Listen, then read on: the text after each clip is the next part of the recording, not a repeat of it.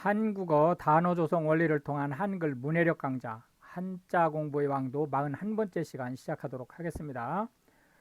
오늘의 부수는 역시 두획에 해당하는 부수 중에서 인자 부수를 살펴보겠는데요. 이 인자 부수는 사람 인자하고 비슷하게 생겼는데 모양새만 약간 다르죠. 해서 어진 사람이라는 의미를 가진 어진 사람 인자가 되겠습니다. 어진 사람 인자 부수를 가지고 있는 한자를 보면 빛을 나타내는 광자, 아이를 나타내는 아자, 이겨내다, 이건 승리하다 그런 뜻이 아닙니다. 어떤 어려움이 닥쳤을 때 이것을 이겨내는 것을 얘기하는 거죠. 극자, 그리고 형제지간 할 때 형님 할 때 그 형자, 그리고 이건 오똑하다 할 때의 올자입니다. 거의 쓰이질 않기 때문에 그냥 이런 게 있구나 하는 정도로 아시고 넘어가면 되겠습니다. 오늘의 첫 번째 한자는 광자가 되겠습니다. 이건 빛이라는 의미와 밝다라는 의미를 가지고 있죠. 내려긋고 양쪽으로 점을 찍고 수평으로 긋고 그 다음에 인자를 쓰면 되겠습니다. 인자는 이렇게 해서 삐쳐 올리게 되겠습니다. 한 번 더 써보겠습니다. 하나, 둘, 셋, 넷, 다섯, 여섯 해서 총 6획에 해당하는 글씨가 되겠고요. 계속 말씀드리지만 선생님하고 함께 쓰세요. 서예 시간이 아니기 때문에 예쁘게 쓰는 건 전혀 신경 쓰지 마세요. 그래서 빛 또는 밝다라는 의미의 광자를 살펴보겠습니다. 광자가 우리 주변에선 워낙 많이 쓰이는 글자이기 때문에 대표적인 것 몇 개만 살펴보겠습니다. 자연광이라고 하는 것은 아무런 인공적인 조치를 취하지 않은 상태의 빛을 얘기합니다. 그럼 자연광은 크게 두 가지가 있겠죠. 하나는 낮에 해가 떴을 때, 물론 해가 안 보일 때, 구름이나 이런 거로 안 보일 때도 마찬가지죠. 그게 모두 자연광에 속하고, 밤에 달이 떴을 때 또 자연광에 속하는 거죠. 물론 달이 안 뜨는 날도 자연광이에요. 그게 다 자연광에 속한다 이렇게 보시면 되겠습니다. 그러나 우리가 통상 자연광 그러면은 뭐를 뜻하느냐? 햇빛 아래 있는 빛을 자연광이라고 합니다. 무슨 말씀인지 아시겠죠? 원래 자연광이라는 것은 인공이 가미되지 않은 것을 얘기하는 거지만 우리가 통상적으로 쓰일 때는 햇빛 아래에 있는 광을 자연광이라고 한다. 월광은 달빛 아래에 있는 광을 얘기하는 거고요. 광명은 밝은 세상이라는 뜻을 가지고 있는데 그렇기 때문에 밝은 세상을 향한 우리의 희망이라는 의미를 내포하고 있습니다. 광명정대하다 라고 하는 것은 밝고 발음이 아주 크다 라는 뜻으로 fair하다, just하다 이런 뜻을 가지고 있고요. 전광석화라고 하는 것은 번개, 불과 부싯돌로 불을 붙일 때 빛나는 이게 돌로 만든 불이죠. 부싯돌로 만든 불과 같은 속도니까 전광석화 그러면은 엄청나게 빠르다 그런 뜻을 가지고 있습니다. 여기서 빛의 속도라고 하는 것은 현재 우주에서 가장 빠른 속도를 얘기합니다. 빛의 속도는 물론 전기, 우리가 얘기하는 전기가 흐르는 것이 전류가 흐르는 것하고 같은 말이죠.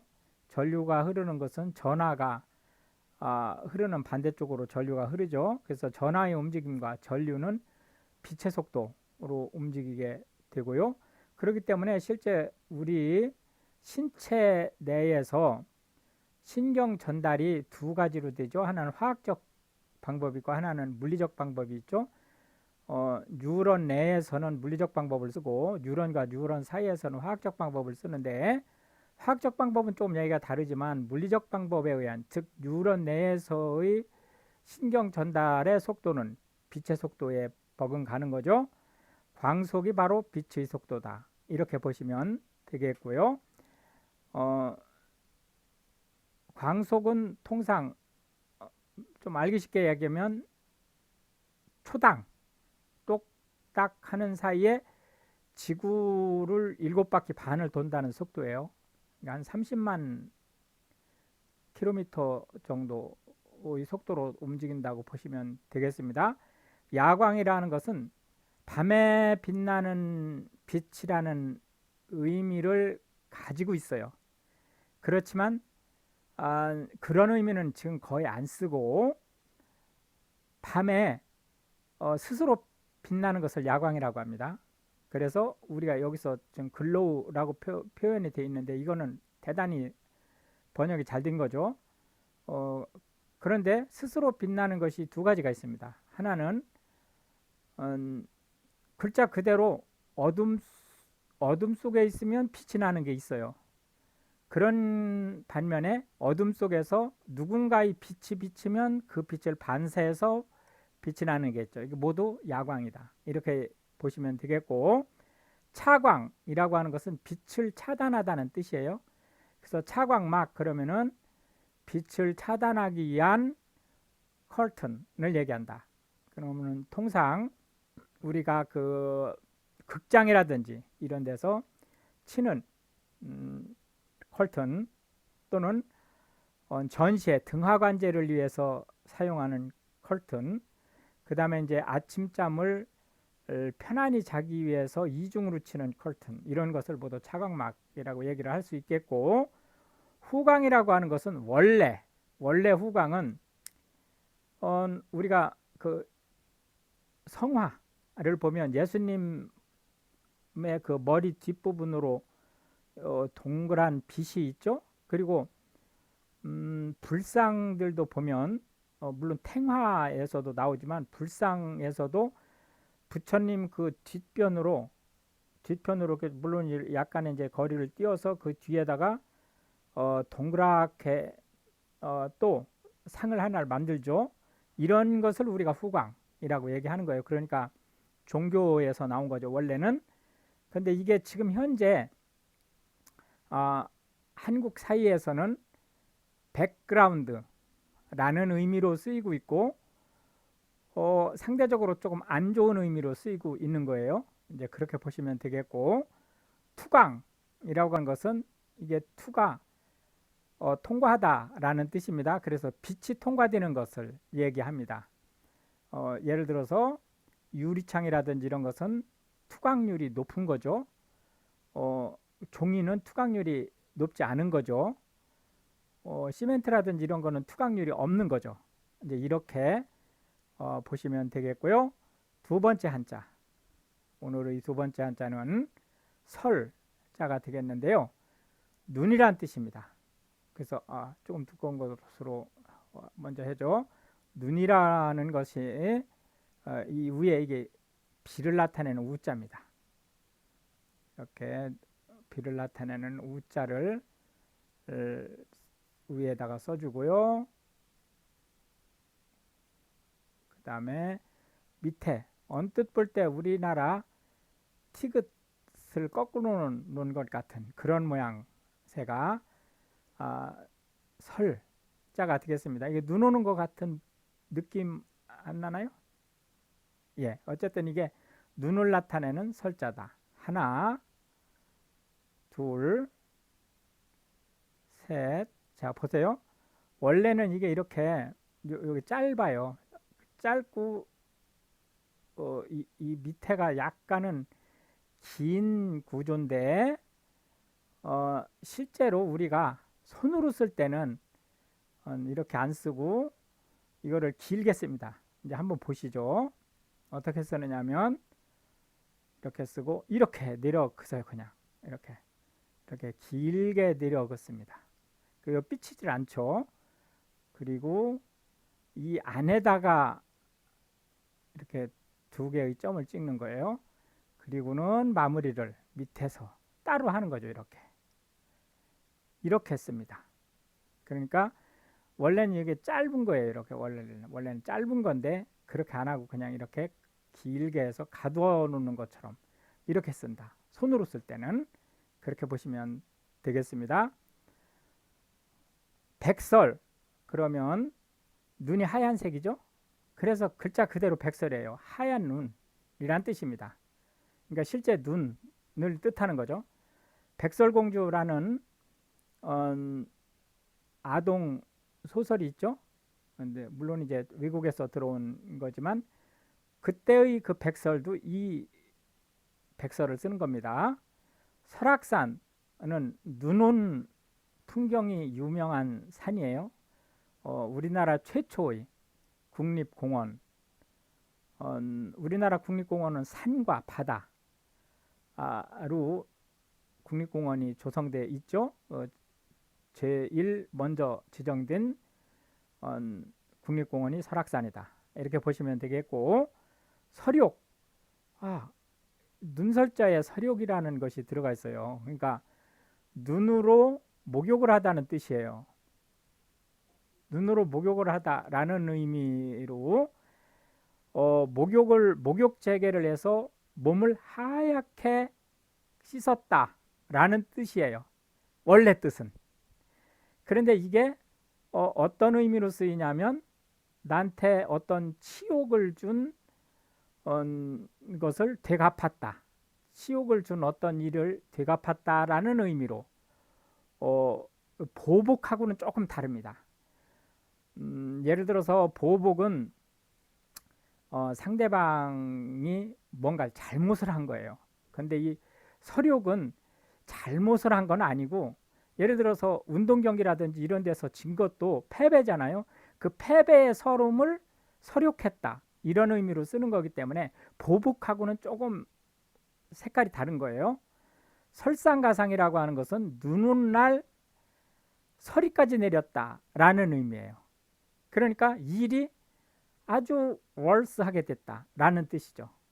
설탕은 탄수화물 중에서 이당류에 속하는 겁니다. 서당 또는 자당이라는 말로 쓰는데요. 모든 이 지구상에 있는 모든 물질의 당도를 측정할 때 설탕을 100으로 놓습니다.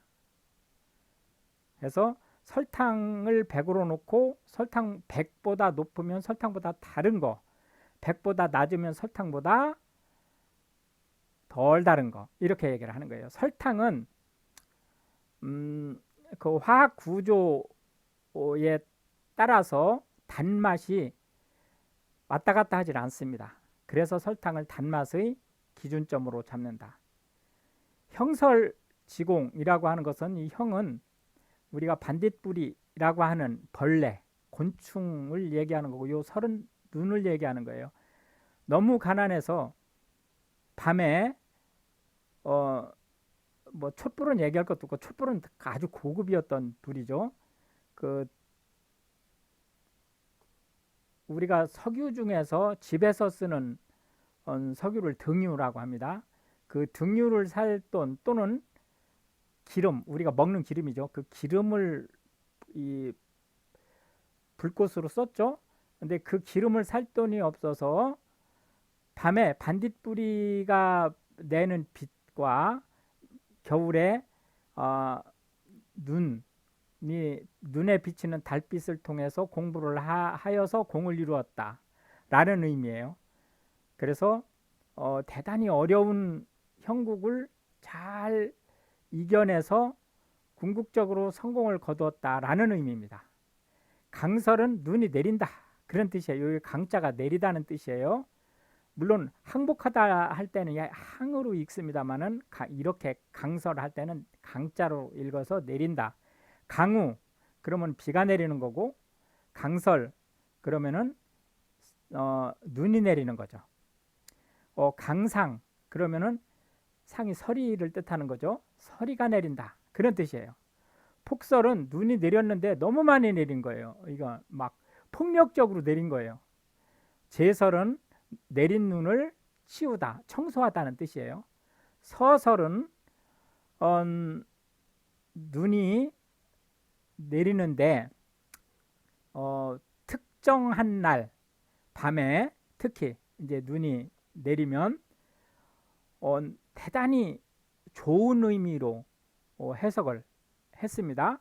그래서 예를 들어서 뭐 과거 시험을 보러 출발하기 전날 밤에 살포시 막 폭설이 내리면 이건 좀 얘기가 다르고, 살포시 이렇게 눈이 내리면, 원래 눈이 내리면은 기온이 따뜻해요.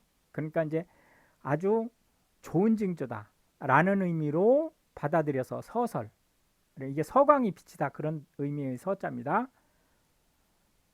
마지막 글자는 야자가 되겠는데요. 아이고, 이거 잘못 표시했네요. 이게 모스가 아닙니다. 이끼야자인데, 이 이끼는 이게 우리가 얘기하는 그 이끼, 식물 이끼를 얘기하는 게 아닙니다. 뭐뭐조차 그런 뜻이에요. 해서 이게 어조사로 쓰이는 겁니다. 말을 도와주는, 그리고 글자 수가 부족할 때 채워주는 그런 의미로 쓰이는 거다. 이끼가 아닙니다. 이끼하지만 그런 이끼가 아니다 라는 의미 다시 한번 확인해 주시고, 여기는 제대로 되어 있네요. 뭐뭐도 뭐뭐 또한 그런 의미를 가지고 있습니다. 그래서 급기야 하면은 끝내 그런 뜻입니다. 끝내. 오랜 고생을 거친 뒤에 라는 뜻이고요. 급기야는 같이 중립적이에요. 그래서 좋은 일에도 쓰이고 나쁜 일에도 쓰입니다. 독야청청이라고 하는 것은 이게 혼자, 야자는 아무 의미가 없다고 그랬죠. 어조사니까 혼자 푸르다 그런 뜻이에요. 이 세상 모든, 특히 이제 지금 관직에서 모든 사람들이 뇌물을 먹는데 그 사람만은 뇌물 안 먹고 청렴하다라는 의미로 우리나라는 남과 타협하지 않고 청렴결백한 것을 대단히 중시했었습니다. 대야리 유적이라고 하는 것은 이게 경남 거창이죠. 그 거창에 있는 신석기 시대 유적입니다. 혹야, 이거는 혹여, 혹시 다 같은 말입니다. 혹야는 제가 많이 쓰질 않아요. 혹시라는 말을 주로 쓰고 혹여라는 말을 어쩌다 써요. 그러냐, 야는 거의 지금 안 쓰고 있습니다. 근데 뭐 야자가 워낙 없어서 그냥, 물론 야자 자체가 없는 건 아니에요. 그러나 이제 흔히 쓰이는 말이 너무 없어요. 그래서 이제 혹야라는 말도 그냥 붙여 본 겁니다. 그러니까 그냥 이런 게 있나 보다 하고 보시고 넘어가시면 되겠습니다. 이렇게 해서 이제 오늘도 우리는 그 세 개의 한자와 하나의 부수, 그리고 이끼야자, 어조사 야자를 제외한 나머지 두 글자에 대한 10개씩의 현대 한국어에서 흔히 쓰이는 단어들을 살펴보았습니다. 이것이 한글 문해력을 향상시키고, 특히 외국인들이 한글을 배우실 때 한글 단어가 한자를 베이스로 해서 대단히 그 파워풀하게, 그래서 제가 이걸 월드 파워이라고 이름을 붙인 거예요. 파워풀하게 이게 그 단어가 조성된다라고 하는 것을 이해해 주셨으면 좋겠고, 이렇게 한자를 아시면 일반적으로 쓰지 않는 단어를 만들 수 있어요. 영어에서도 중간에 하이픈을 넣고 양쪽에다가 단어를 붙여서 형용사를 만들 수 있죠. 내가 만들 수 있는 형용사가 있단 말이에요. 그거와 똑같이 한자 앞뒤로 붙여서 새로운 단어를 만들 수 있어요. 그리고 그것이 아무리 새로운 단어라도 한자를 병용했을 때 다 통하게 돼 있습니다. 이제 그런 거를 또 이해를 해주셨으면 좋겠고요. 우크라이나를 위해서 기도를 부탁드리면서 다음 시간에 만나 뵙겠습니다.